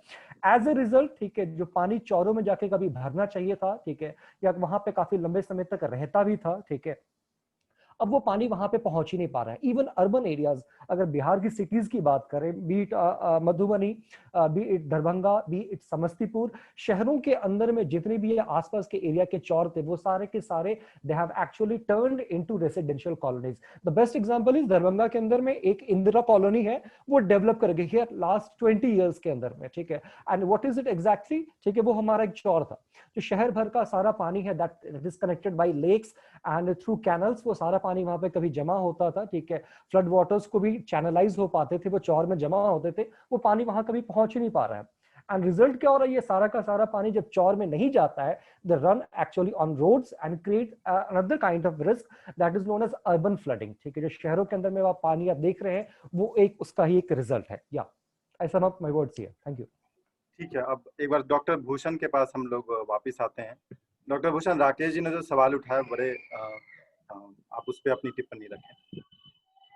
देखिए मैंने स्टार्टिंग में ही बोला कि जो हम लोग आर्टिफिशियल मैनेजमेंट की बात करते हैं, कृत्रिम मैनेजमेंट प्रबंधन करते हैं, अगर उसको हमको नेचुरल मैनेजमेंट की तरह अगर इम्बैंकमेंट के फॉर्मेशन की बात करें हम लोग, तो बहुत सारे कंट्रीज ने इम्बैंकमेंट्स की जगह उन्होंने natural process of barrier creation किया है उन्होंने, जैसे प्लांटेशन किया। तो जैसे अगर आप राजस्थान को देखें तो राजस्थान में जो डेजर्ट एरिया था उसके एक्सपेंशन को रोकने के लिए वहाँ पे एक फॉरेस्ट प्लांटेशन का बैरियर क्रिएट किया गया, लाइन क्रिएट किया गया। तो प्लांटेशन करने से क्या हुआ कि expansion of the desertification has been stopped. यहाँ पे हमने क्या किया कि आर्टिफिशियली इम्बैंकमेंट्स तो बनाया, लेकिन इम्बैंकमेंट्स बनाने के बाद हमने जो फॉरेस्ट डिग्रेडेशन था वो जारी रखा। इम्बैंकमेंट्स कोई नया तरीका नहीं है, तटबंधों का निर्माण आज से 50 साल 60 साल से होता रहा है, लेकिन उसके बाद जो नेचुरल रेस्टोरेशन था, जो फॉरेस्ट प्लांटेशन था, वेजिटेशन कवर था, उसको हमने डिग्रेड कर दिया। आज के डेट में, चूंकि मेरा फॉरेस्ट्री का काम है तो मैं इसको थोड़ा सा आपको टाइम दूंगा कि बिहार में आज के डेट में आजादी के टाइम में जहाँ पे 17 to 18% फॉरेस्ट कवर हुआ करते थे, आज वो घट के लेस देन 6% हो चुके। यह इसलिए हुआ क्योंकि forest has converted in the agriculture field, population बढ़ा, पॉपुलेशन डेंसिटी बढ़ी और वहां पे पूरे हमने उसको हटा दिया। और आपको बता दें एक और चीज, इसी इम्बैंकमेंट्स को मैक्सिमम जो फ्लड मैनेजमेंट का जो बजट होता है वो दो ही चीज पे खर्चा होता है, स्पेशली जो इम्बैंकमेंट्स को मेंटेनेंस करने में खर्च होता है और बाकी जो होता है रिलीफ और रिहेबिलिटेशन में खर्च होता है। मैक्सिमम फंडिंग यहीं पे जाती है। तो हम जो बेसिक स्ट्रक्चरल प्रॉब्लम्स होता है फ्लड का, उसको हम मिस कर देते हैं, उसके बारे में हमारा कोई सोल्यूशन डिस्कस नहीं होता है। सेकेंड इंपॉर्टेंट जो हम आपको बस सिल्टेशन का जो प्रोसेस है, इरोजनल प्रोसेस, प्लांटेशन के थ्रू हम बहुत सारे इरोजनल प्रोसेस को भी रोक सकते थे, उसको हमने नहीं किया। जैसे आपने चौर की बात बताई, हमने नॉर्दर्न बिहार के उस रीजन में मैंने ज्यादा विजिट नहीं किया है, लेकिन मैं आपको एक दिल्ली का एग्जांपल दूंगा। दिल्ली के टाइम में अगर दिल्ली की हिस्ट्री को देखें, not only in Delhi, maximum city of the country, यहाँ पे कभी 1200 से ज्यादा लेक हुआ करते थे। और वो लेक को क्या किया हमने, धीरे धीरे अर्बन प्रोसेस के दौरान अर्बनाइजेशन के थ्रू उस पूरे लेक को हमने भर दिया। अब वहां भर दिया, कंक्रीट हो गया। अब वो कंक्रीट पे तो पानी स्टे नहीं करेगा, फ्लो करेगा, जैसा उन्होंने बताया मनोज जी ने। अब वो कंक्रीट की वजह से क्या हुआ कि आज जब बारिश होती है दिल्ली में, जहाँ पे 60 सेंटीमीटर एवरेज रेनफॉल होती है, अगर बारिश उससे कम ही होती है, लेकिन जो frequency of rainfall has been change. अब उसमें क्या होता है कि अगर जुलाई के मौसम में 30% बारिश हो गई, 70% बारिश हो गई, तो पूरा दिल्ली में फ्लड आ गया। तो सेम चीज हैपेंड इन बिहार। जो नेचुरल रिजर्वायर्स थे which was called as a चौर has been deposited for the urban process of development, उसको डंप कर दिया गया है अर्बनाइजेशन के थ्रू। अब रीजन क्या हुआ, अर्बनाइजेशन में हमने उसको किया, तो वो जो पानी का फ्लो है, जो नेचुरल पानी तो आ ही रहा है ना, तो वो क्या करेगा, वो जो इंक्रोचमेंट एरिया है, अब उस इंक्रोचमेंट एरिया को ह्यूमन सेटलमेंट्स ने कवर कर दिया। अब वो इंक्रोचमेंट दूसरी तरफ जा रहा है, and that encroachment is covering और destroying the other settlements of the region, and that is the another point of.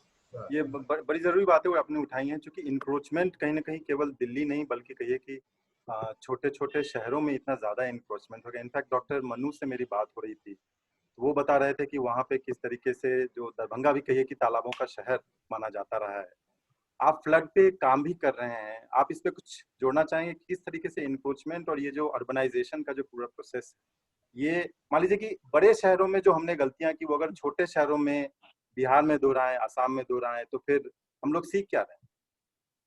देखिए सर, ऐसा है कि जो जैसे आपने सही कहा, ठीक है, Darbhanga is actually a town of lakes, ठीक है, मिथिला रीजन जो कहा जाता है, इनफैक्ट या मिथिला प्लेन्स की बात करते हैं, जो at the foot hill of Nepal में है, ठीक है। तो ये एक असल में मार्शी एरिया था, ठीक है। यहाँ का जो पूरा एरिया जो डेवलप हुआ पड़ा है, ठीक है, इसको हम कहते हैं ये डाबर और डीह का है, ठीक है, that are the regional terms, ठीक है। डीह का मतलब होता है ऊंचा जगह, डाबर का मतलब होता है डबरा, कहावत भी है, पग पग पोखर पान मखान। हाँ, पग पग पोखर माछ मकान, ठीक है, यही शहर मिथिला के शान, ठीक है। तो ये ऑब्वियसली ये हमारे लिटरेचर में भी रिफ्लेक्ट हो रहा होता है, ठीक है। तो जितने नंबर ऑफ लेक्स थे, मैं ख्याल से जो डबरा जिसको हम कहते हैं, ठीक है, shorter form of a lake जैसा जो है, ठीक है, वो जो था गड्ढे को खोद के वहां से घर को बनाया गया, एक हीप ऑफ माउंट क्रिएट किया गया एंड उसके ऊपर में घर बना, और हर घर के पीछे में एक डबरा होता था, ठीक है। मैं आज भी बात करूं तो दरभंगा म्युनिसिपल कॉर्पोरेशन या उस लिमिट्स के अंदर में ही, ठीक है, हमारे पास में लगभग ऑलमोस्ट हर 4 घर के बगल में एक डबरा हुआ करता था even in the core of the city, जैसे मिर्जापुर, या हम कह सकते हैं कि जो नेशनल सिनेमाज ये इनके आसपास का एरिया भी है, ठीक है, तो वहां पे भी हमें बहुत सारा डबरा दिखता था, ठीक है। और ये काम क्या करते थे, ये काम करते थे कि जितना भी फ्लड वाटर आ रहा है इसको एब्जॉर्ब करने का काम करते थे, जितना एक्सेस वाटर आ रहा है इसको एब्जॉर्ब करते थे।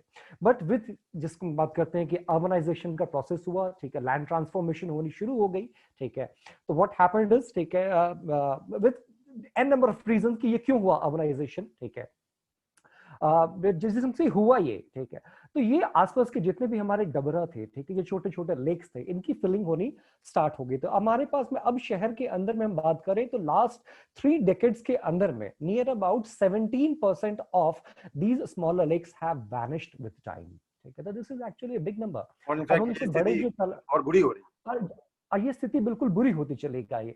और प्रॉब्लम ये चीज ये है कि साथ साथ में जो रिवर वाटर का एक फ्लो था, जो एक चैनल होता था कि पानी आ रहा है और एक पर्टिकुलर स्लोप या एस्पेक्ट में वो फ्लो करके उसको एक साइड में जाना, मूव करना है, तो वो वाटर जो एग्जैक्टली है उसमें मूव नहीं हो पा रहा है, वो रिवर चैनल जो है वो कंप्लीटली डिसओरिएंटेड हुआ पड़ा है। And this is going to सारा कुछ प्लानिंग और फ्लो इस पे बात आ रही है।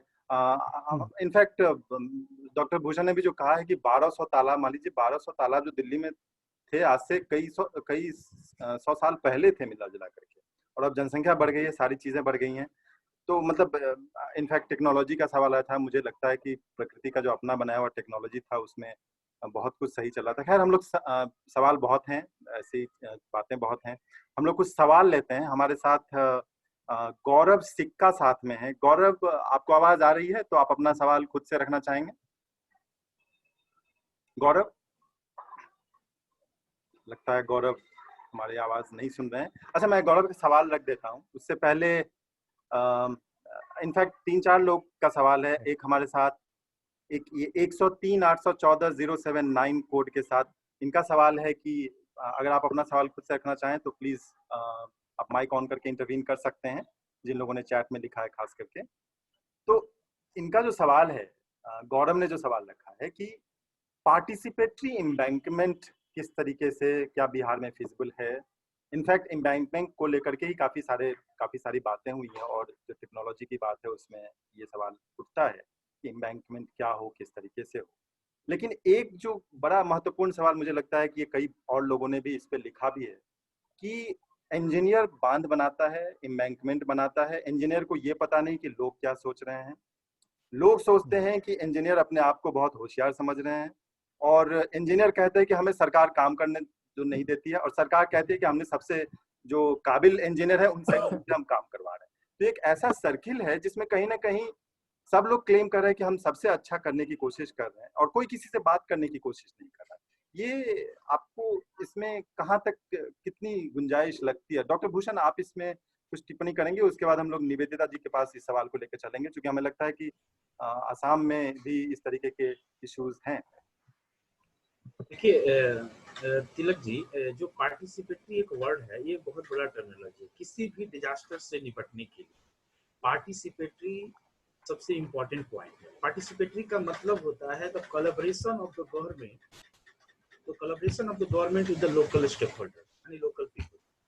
तो किसी भी डिजास्टर से, सिर्फ किसी डिजास्टर से ही नहीं, किसी भी डिजास्टर से निपटने के लिए हमें वहाँ के लोकल लोगों का इंडिजिनस जो नॉलेज होता है वो ज्यादा इंपॉर्टेंट होता है डील करने। ठीक है, रही बात पार्टिसिपेटरी एम्बैंकमेंट्स, तो I am first time I am listening this word participatory embankments.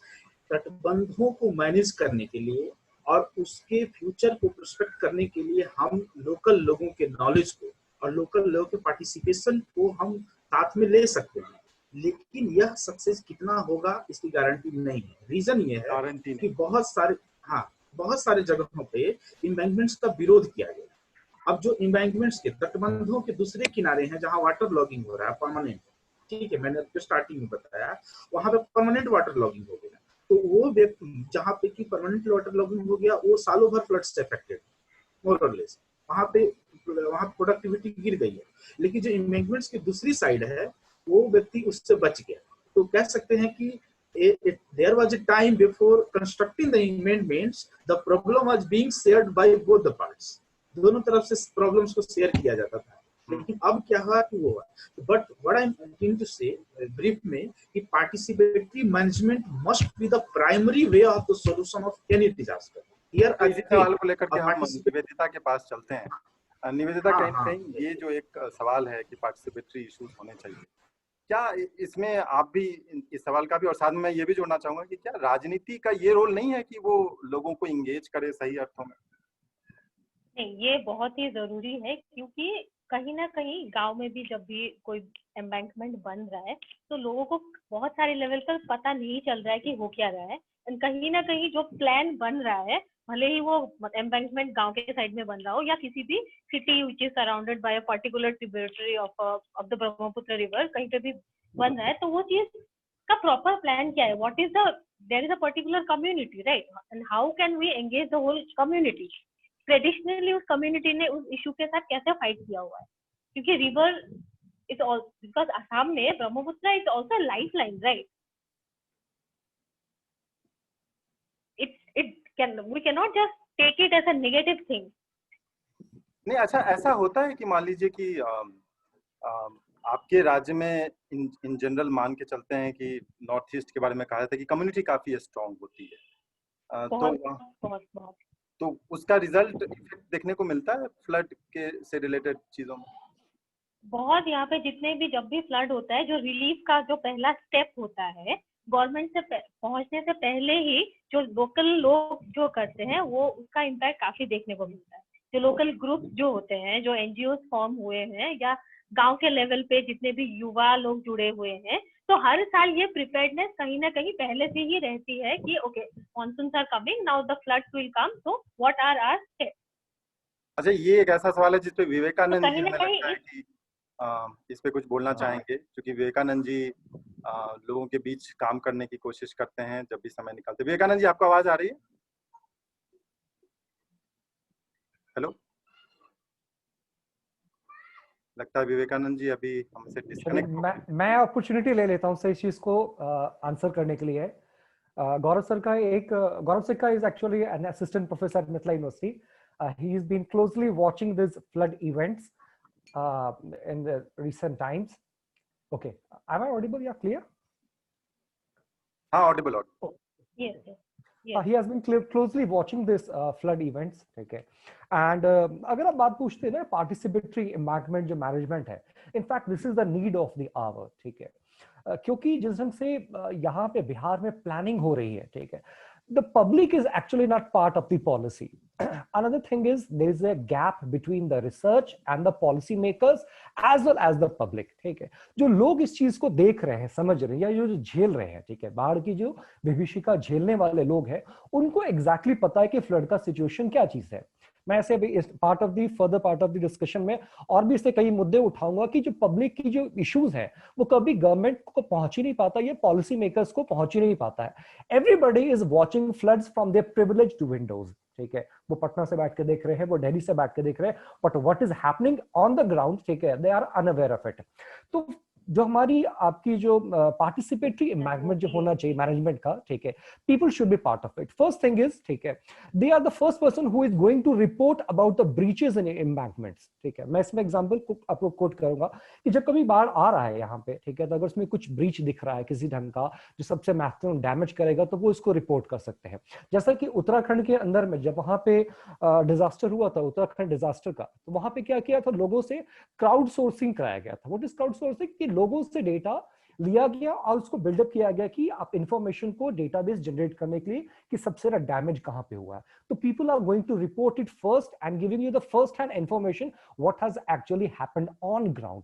ठीक है, तो ये जो हमारे लोग हैं उनको पता होता फर्स्ट थिंग। दूसरी चीज क्या चीज है कि उनको पता होता है कि हाउ द फ्लड वाटर और flood channels actually passes through which direction और which you can say the correct way. ठीक है, जहां से वो बाढ़ का पानी कहाँ कहाँ भविष्य में पास्ट में वो कहाँ कहाँ से बह चुका है, ठीक है, और भविष्य में कहाँ जाने की आशंका है। तो अगर आप लोकल से पूछेंगे तो बहुत आपको आइडेंटिफाई हो जाएगा। मैंने बताया था ना कि लास्ट टाइम जो हमारा इवन दिस अधवारा बागमती की जो हमारी एक आपकी असिस्टिंग जो स्ट्रीम है, ठीक है, अधवारा भी अपना जो है वो चैनल का रास्ता बदल रही होती है। तो वहां पे भी जितने सारे आपके डैम्स बनाए गए, ठीक है, जैसा कॉफर बांध था वो फेल हो गया। स्लुइस डैम्स जो थे वो ब्रिटिशर्स ने बनाए थे, बट आज देखिए तो स्लुइस डैम जो देखेंगे तो वो एक आपको खेत में दिख रहा है, वो बिल्कुल यूजलेस हुआ पड़ा है। वहां पे आप जाके देखेंगे तो अगल बगल में घास है और किसान वहां पे खेती कर रहे हैं, वो यूज का नहीं है। तो रीजन बीइंग क्या चीज है कि वहां से ने रास्ता बदल लिया। अच्छा, हम हाँ एक आध सवाल और लेना चाहेंगे, समय हमारे पास कम है इसलिए मैं जी आपको जी रोकना ओके। चाहूंगा। मुझे लगता है कि आप अपनी बात मिला जुला के संक्षेप में रख दी है। आलेंदु जी, आपको आवाज आ रही है? आपका एक सवाल यहाँ पे है, आप अपनी बात रखिए।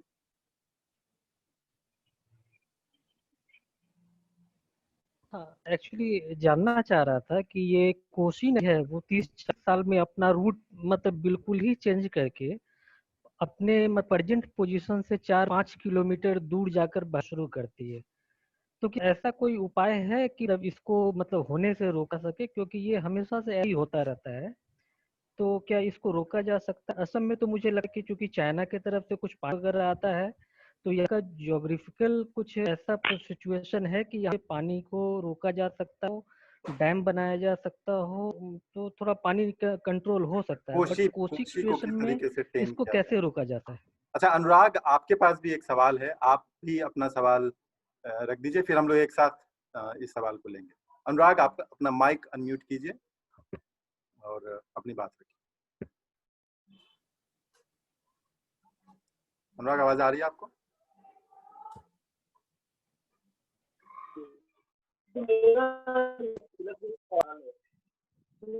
क्या बिहार गवर्नमेंट सच में ये काम कर रही है? क्योंकि ये सालों का इशू है, मतलब 80 years it comes to Bihar and Assam and so many places in India. But सच में ये क्या काम हो रहा है बिहार गवर्नमेंट का कर रही है कि मेरा यही प्रश्न है कि सच में ये काम कर पा रही है कि नहीं गवर्नमेंट? क्योंकि मुझे जैसा लगता है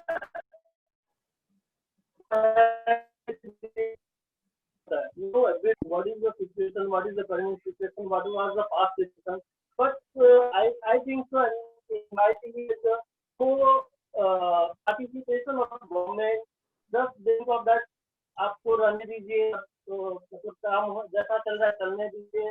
और ठीक है अनुराग, हम आपका सवाल मिला जुला करके आ गया कि सरकार की भूमिका पर आप जो है सो आना चाह रहे हैं, तो ठीक है, आपने सवाल रख दिया। हमारे पास समय कम है इसीलिए मैं आपको बीच में। अच्छा विधान जी, आप एक सवाल रखना चाह रहे थे, आप खुद से पूछना चाहेंगे विधान जी? अच्छा विधान जी का सवाल मैं खुद बोल देता हूँ। विधान जी का सवाल ये है कि मान लीजिए हम लोगों ने बहुत सारी बातें की, प्री पोस्ट इस सब तरीके की बातें की। विधान जी का सवाल ये है कि रास्ता क्या है? अगर 2 रास्ते या 3 रास्ते की बात करें तो समाधान क्या है? हम एक समय हमारे पास कम है इसलिए हम आप लोगों से आग्रह करेंगे कि 1 से 2 मिनट में अपनी बात रखें। और सबसे पहले हम शुरू करते हैं डॉक्टर भूषण से। डॉक्टर शशिभूषण जी। देखिए, my final comments on the discussion कि किसी भी डिजास्टर के 2 तरीके होते हैं मैनेज के। एक होता है संस्थागत प्रबंधन, एक होता है सामुदायिक प्रबंधन। संस्थागत प्रबंधन में बहुत सारी कमियां हैं, उस कमियों को सुधारने की जरूरत है। हमें पास्ट से सीखने की जरूरत है। 1980 में राष्ट्रीय बाढ़ कमीशन ने 105 समाधान दिए थे, जिसमें हम लोगों ने सिर्फ 20 समाधान को लागू किया, बाकी 80-85 समाधान को लागू नहीं किया। जरूरत है फिर से उसको जानने की। आज के डेट में जब जनसंख्या तेजी से बढ़ रही है, जमीनों पे दबाव ज्यादा है, जलवायु परिवर्तन हो रहे हैं, ठीक है, अर्बनाइजेशन का प्रोसेस गड़बड़ है, तो हमें पूरे इंस्टीट्यूशन प्रबंधन को बदलने की जरूरत है विद एडमिनिस्ट्रेटिव एक्यूरेसी। एडमिनिस्ट्रेशन का भी एक्यूरेसी चाहिए, उसमें कोई।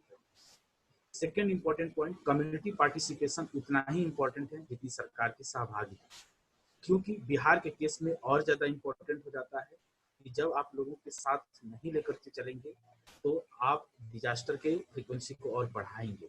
इसका बहुत ज्यादा रिजल्ट अगर आप यही वजह रहा है कि पिछले 15 से 20 सालों में डिजास्टर और बढ़ी है, क्योंकि लोगों को पता ही नहीं है कि यह डिजास्टर हमारे लिए डिजास्टर है या हैजार्ड है, ये फायदे का चीज है या नुकसान का चीज। तो डॉक्टर भूषण, हम आपसे माफी चाहेंगे कि हम इससे ज्यादा वक्त कोई नहीं बात दे पाएंगे। बस डॉक्टर मनु राज शर्मा, डॉक्टर मनु।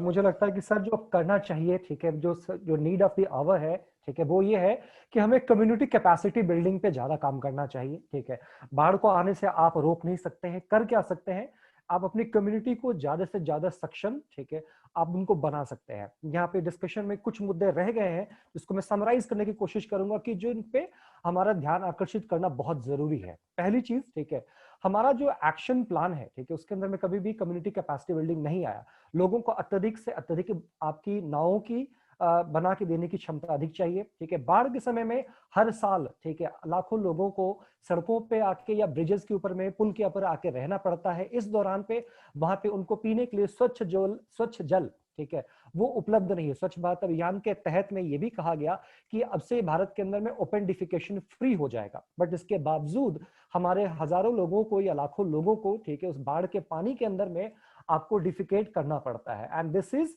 और यहाँ पे हमें बाढ़ के समय में ना जेंडर्ड स्पेसेस देखने को मिलते हैं। मींस की जो बाढ़ का इफेक्ट है वो एक जेंडर पे बायसनेस वहां पे नजर आनी शुरू हो जाती है। It is differently experience. तो आप देख सकते हैं महिलाओं के लिए सबसे अत्यधिक समस्या है, क्योंकि बाढ़ के समय में वहां पे उनको 1-1 किलोमीटर आपको डिफिकेट करने के लिए या यूरिनल्स के लिए जाना पड़ता है। तो एक बहुत बड़ी समस्या है। ठीक है, साथ साथ में उनके ऊपर में ये भी चीज है, they have fear of crime against women as well as fear of crime against juveniles also. और इस समय में क्राइम का रिपोर्ट होना जो है वो बहुत डिफिकल्ट हो जाता है। अनदर थिंग इज, जिसके ऊपर मैं आपको बहुत ब्रीफ में करना चाह रहा हूँ, ठीक है, जो सबसे ज्यादा आपको हमें देखने को मिलता है newspapers of full effect, that is as since most people are living on roads, ठीक है, there's always high risk of hit and run। पंडारूज की घटना सुना रहा हूं मैं आपको रोकना चाहेंगे। अच्छा निवेदिता, कुछ सवाल उठे हैं इनफैक्ट महिलाओं से जुड़े हुए भी। अब सारी चर्चा, मुझे लगता है बहुत सारे सवाल ऐसे हैं जो शायद चर्चा होनी चाहिए थी लेकिन हो नहीं पाई। लेकिन अंतिम कुछ आपके जो भी आपका मंतव्य हो आप कृपया रखिए। आपका माइक ऑफ है, आई थिंक माइक अनम्यूट। जी, I think I'm audible now. Audible. तो यस, आपने जो कहा कि अब आपके पॉइंट ऑफ व्यू, जो मेरा पॉइंट ऑफ व्यू है कि we should start with better flood forecasting and early warning system, जाके जो कम्युनिटी है जो फ्लड से पीड़ित होने वाली है उनको पहले से ही ये पता चले, और गवर्नमेंट भी अपने जो रिलीफ मेजर्स है, ये नहीं कि फ्लड आने के बाद, इसका प्रिपेयर्डनेस हमेशा इससे पहले होना बहुत ही आवश्यक है, क्योंकि हमको पता है ये चीज जब होना ही है तो so we have to be prepared beforehand. ये चीज मोस्टली हमारे यहाँ पोस्ट आ रहा है, जबकि ये बहुत जरूरी है कि ये प्री आए। एंड दूसरा मेरा व्यू पॉइंट ये है कि we should strengthen only those embankments that are really needed, and we should create more room for the river to flow rather than to restrict it. The way the towns are coming up, the new cities are getting developed, the way the constructions are happening near the rivers, so we should keep in mind that there should be a proper planning and we should let the river flow, because somewhere we are restricting the flow of the river. कहीं ना कहीं urbanisation और environment को balance करने की जरूरत जो है सो आप कह रहे हैं। अच्छा राकेश, आप कोई अंतिम कमेंट करना चाहेंगे? राकेश, आवाज आ रही है? बिल्कुल। हाँ। यस तिलक। हाँ हाँ, समय खत्म है इनफैक्ट, तो आप जितने संक्षेप में अपनी बात रख सकें बेहतर। राकेश, आपकी आवाज नहीं आ रही, आप अगर वीडियो ऑफ करके ट्राई कर सकते तो बेहतर है।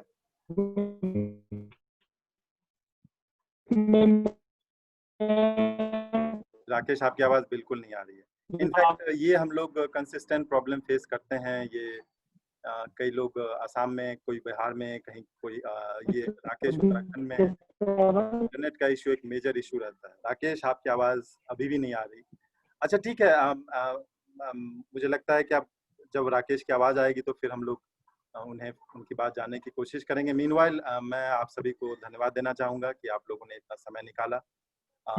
लेकिन इस बात से भी आप सभी सहमत, हम सभी सहमत ही हैं कहीं ना कहीं कि ये परिचर्चा अपने आप में पर्याप्त, एक परिचर्चा से बाढ़ की समस्या की समाधान नहीं होनी, इस पे बहुत ज्यादा गहराई पे और बहुत लंबे समय तक काम करने की जरूरत है। पॉलिसी मेकिंग लेवल पे भी, रिकमेंडेशन के लेवल पे, एडवोकेसी के लेवल पे, और कहीं ना कहीं लोग कम्युनिटी खुद बनाएं वो भी जरूरी है, और साथ में एज ए कम्युनिटी साथ आकर के सरकार को भी इस बात के लिए प्रेशर बनाएं, सरकार को भी इस बात के लिए मजबूर करें कि वो जनता के बाढ़ की जो समस्या है उस पर पूरा ध्यान दे। और इसी कोशिश में हम लोग का ये आई कैन गवर्न इनिशिएटिव भी है, जिसमें हम लोग लोकल गवर्नेंस के जो मुद्दे हैं उसमें कोशिश करते हैं कि जो वेल मीनिंग पॉजिटिव समाज के लोग हैं वो साथ आवें, एक दूसरे के पॉजिटिव इनिशिएटिव को सपोर्ट करें और साथ में मिल करके एक इन्फॉर्म्ड तरीके से पॉलिसी एडवोकेसी की और सही पॉलिसी को लागू करने की कोशिश करें। तो एक बार फिर से मैं किसी भी त्रुटि के लिए आप लोगों से क्षमा चाहूंगा और आप लोगों का बहुत बहुत धन्यवाद। एक आग्रह मैं आप सभी से करना चाहूंगा, जो भी अभी आज के मीटिंग में है, कि आप लोग अपना कॉन्टैक्ट डिटेल्स जो है वो हम लोग के साथ छोड़ दें।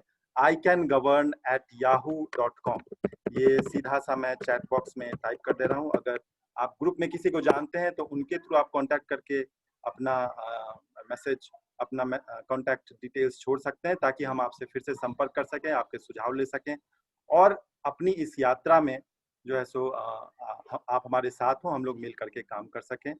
चूंकि ये काम ऐसा है जिसमें समाज के हर तबके के लोगों को हर तरीके के एक्सपर्टीज की सबकी जरूरत है। तो ठीक है, इसी के साथ हम आज की मीटिंग समाप्त करते हैं। एक बार फिर से सभी लोगों को थैंक यू, गुड बाय।